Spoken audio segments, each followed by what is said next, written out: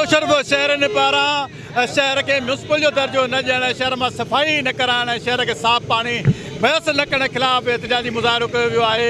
अचो त शहर खां पाण हाल पुछूं त शहर जा ॾाकड़ा मसला आहिनि ऐं शहर खे म्यूनसिपल जो दर्जो आख़िरकार छो नथो ॾिनो वञे। जेका म्यूनसिपल हुई अंग्रेज़ दौर में बि 100 साल गुज़री वञण जे बावजूदि नौशहर फिरोज़ ज़िले हेडक्वार्टर खे टाउन कमेटी जेका 32 साल ज़िले खे थिया आहिनि उनजे बावजूदि हुनखे जेको आहे म्यूनसिपल जो दर्जो न मिलियो आहे। शहरनि खे मिठो पाणी जो जेको माना टेंडर थियल आहे 3.5 करोड़ जो उहो ऑफिसर खाई विया आहिनि। गंदे पाणी जो आज़ार मिठियाणी रोड ते गंदे पाणी जो आज़ार, ठारूशाह रोड ते गंदे पाणी जो आज़ार, हेठाई चौक ते गंदे पाणी जो आज़ार, सिविल अस्पताल जे मेन गेट ते गंदे पाणी जो आज़ार, मस्जिदुनि में, शहरनि में, स्कूलनि में, घरनि में ऐं घिटनि में गंदे पाणी जो आज़ार आहे। करोड़ रुपए जी बजट आहे पब्लिक हेल्थ डिस्ट्रिक्ट काउंसिल ऐं टाउन कमेटी जी, पर शहरी अज़ाब में आहिनि। हुकूमत जी का शइ नाले जी कान्हे का।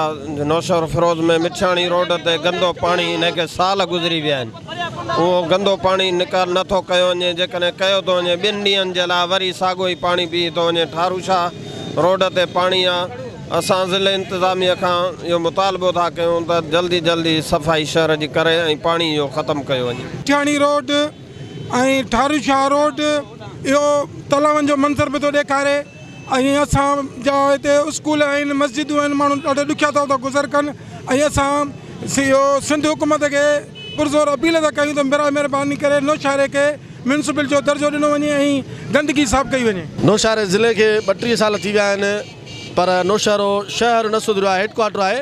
हिते मुख़्तलिफ़ जॻहियुनि ते मुख़्तलिफ़ हंधनि ते तव्हां ॾिसो मिठियाणी रोड, ठारूशाह रोड, हेठाई चौक, हबीब चौक, अस्पताल रोड मुकमल तौर ते ॾाढो तबाह थी विया आहिनि। गंदगी जे ढेरनि सां, पाणी जे ढेर किने पाणी जे नालनि सां भरिया पिया आहिनि। हुकूमत खे आहे त असांजो मिठियाणी रोड जेको आहे इन सां वॾी हालत आहे। इन जे लाइ असां MP MN खे चयो आहे, अपील कई अथऊं, असांखे कुझु बि नथा कनि, टाउन वारा बि नथा अचनि। सॼो गंदो पाणी असां निमाज़ लाइ वञूं था, लॻूं था, कपिड़ा असांजा ख़राब था थी वञनि, हर शइ। ऐं नौशहर फिरोज़ जेको बाईपास उनजे अंदरि जेकी आबादी आहे उहा तक़रीबन लख खां 1.25 लख आबादी आहे, पर सॼे शहर जा हर पाड़ा हर वार्ड गंदगी जी लपेट में आहिनि। टाउन कमेटीअ जी जेकी टैक्स मिलाए करे माहवार जेकी बजट मिले थी तक़रीबन 1.5 करोड़ रुपया थिए थी, उहा 1.5 करोड़ रुपया कागज़नि में हड़प कई वञे थी। सफ़ाई ते को बि ध्यानु कोन्हे को, ऐं जेको हीउ हेतिरी आबादी रखे थो जेको म्यूनसिपल जो दर्जो मिलणु घुरिजे उहो नथो मिले। ऐं मिठे पाणी जी सेवर जे लाइ नौशहर फिरोज़ खे ज़रूरत आहे।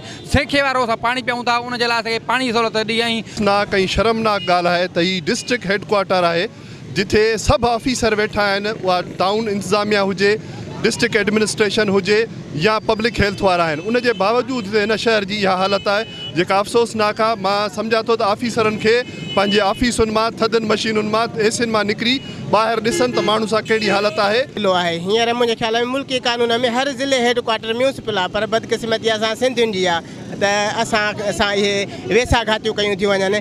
नौशहर फिरोज़ खे म्यूनसिपल जी घुरा त नौशहर फिरोज़ खे म्यूनसिपल जो दर्जो ॾिनो वञे। शहरनि जो जा वीचार था ॿुधा, शहर जो चवणु आहे त नौशहर फिरोज़ खे म्यूनसिपल जो दर्जो ॾिनो वञे, शहर खे साफ़ पाणी मुहैया कयो वञे ऐं शहर में सफ़ाई कराई वञे। Zahid Rajpar, time news, Nowshahr Firoz.